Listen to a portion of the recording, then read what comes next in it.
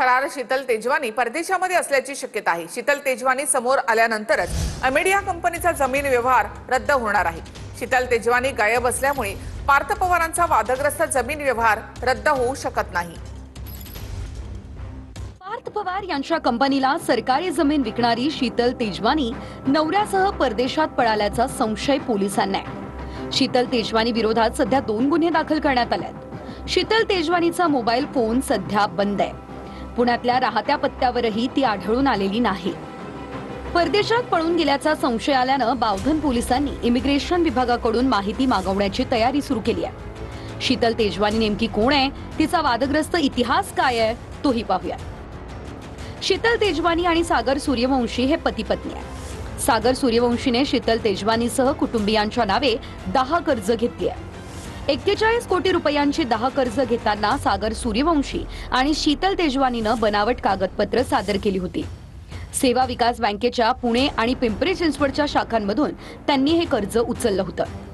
ज्या कारणांसाठी कर्ज घेतलं त्या कारणांसाठी पैसे न वापरता ते दुसऱ्याच व्यवसायात वापरल्याचा तेजवानीवर आरोप आहे। जानेवारी 2023 मध्ये ईडीकडून सागर सूर्यवंशीच्या घरी आणि कार्यालयावरती छापा टाकण्यात आला।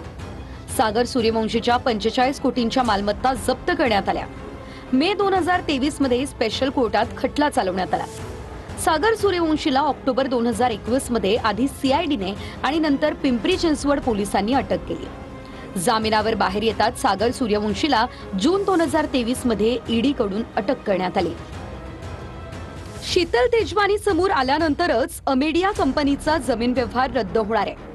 शीतल तेजवानी गायब असल्यानं पार्थ पवारांचा वादग्रस्त जमीन व्यवहार रद्द होऊ शकत नाही। दुय्यम निबंधक कार्यालयात शीतल तेजवानी आणि अमेडिया कंपनीकडून दिग्विजय पाटलांना हजर राहणं बंधनकारक असणार आहे। राष्ट्रवादीच्या रुपाली पाटील आणि रुपाली चाकणकरांची अजित पवारांसोबत स्वतंत्र बैठक झाली। रुपाली पाटलांसोबतच्या बैठकीत त्यांना 7 दिवसात खुलासा करण्याचे आदेश देण्यात आले, तर चाकणकरांनी पत्रकार परिषद घेऊन आरोपांना उत्तर देणार असल्याचं सांगितलं आहे। पुण्यात सध्या राष्ट्रवादीमधल्या रुपाली चाकणकर आणि रुपाली ठोंबरेंमधला संघर्ष टोकाला पोहोचलाय। 2 रुपाली प्रकरणात शनिवारी अजित पवारांची ऍक्शन बघायला मिळाली। 2 रुपाली, चाकणकर आणि पाटील तसंच माधवी खंडाळकरांनी पुण्यामध्ये अजित पवारांची स्वतंत्र भेट घेतली। रुपाली पाटलांसोबतच्या बैठकीत त्यांना 7 दिवसात खुलासा करण्याचे आदेश दिले। 7 दिवसात कायदेशीर खुलासा करणार असं रुपाली पाटलांनी म्हटलंय।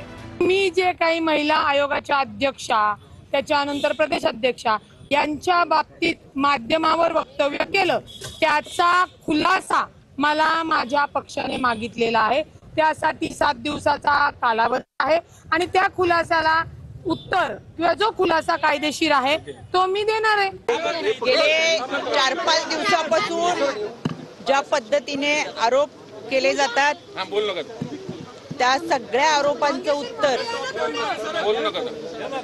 मी तुमच्या सोबत स्वतंत्र प्रेस घेऊन या सगळ्या प्रश्नांची उत्तरं देईन। आणि तुम्हाला कल्पना आहे, माझ्या हातात कागद पुरावे असल्याशिवाय मी कोणत्याही गोष्टीचं वक्तव्य करत नाही।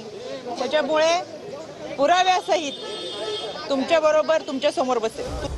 दरम्यान माधवी खंडाळकरांनी रुपाली पाटलांच्या आधी अजित पवारांची भेट घेतली आहे। याच माधवी खंडाळकरांनी याआधी रुपाली पाटलांवर मारहाणीचे आरोप केले होते। नमस्कार, मी माधवी खंडाळकर। आता रुपाली पाटीलने आणि तिच्या घरच्यांनी मिळून माझ्यावरती हल्ला केलेला आहे आणि लवकरात लवकर त्यांना शिक्षा व्हावी आणि त्यांना खरंच राष्ट्रवादीमधून निलंबित करण्यात यावं माझी कळकळीची विनंती आहे। आता इथं गुंड पाठवून मला मारामारी केलेली आहे माझ्या घराच्या बाहेर। लवकरात लवकर तिच्यावर कारवाई व्हावी, अन्यथा मी अजितदादा जिथं असाल तिथं तुम्ही हे लाईव्ह ऐका। मी रुपाली पाटील असू दे, प्रिया पाटील असू दे, आम्ही खूप लहानपणापासून एकत्र होतो।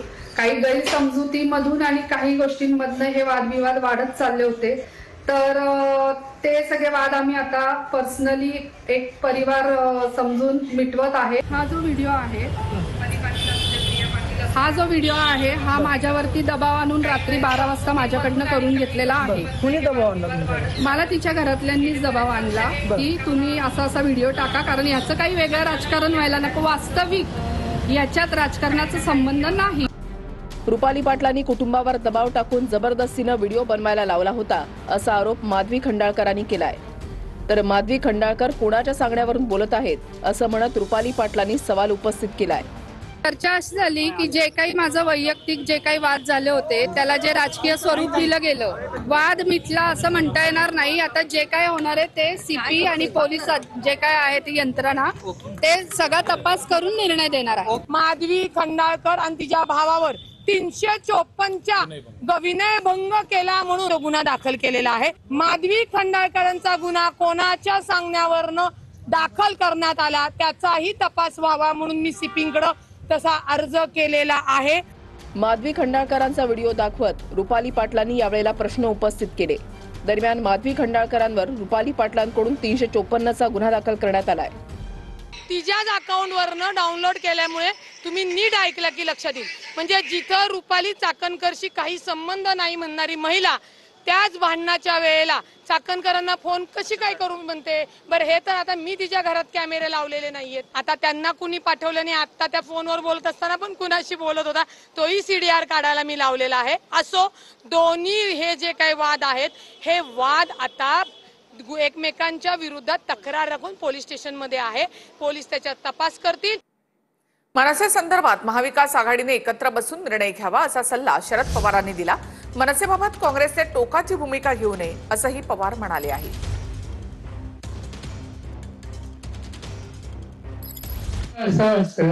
एकत्र बसून पर्याय देऊ शकत असेल तर टोकाची भूमिका केली घेऊ. काँग्रेसने सुद्धा विचार करावा. पण हे आता सांगू शकत नाही. उद्या आमची बैठक आहे ना, उद्याच आमची बैठक. त्या बैठकीत साधारणतः सगळ्यांसोबत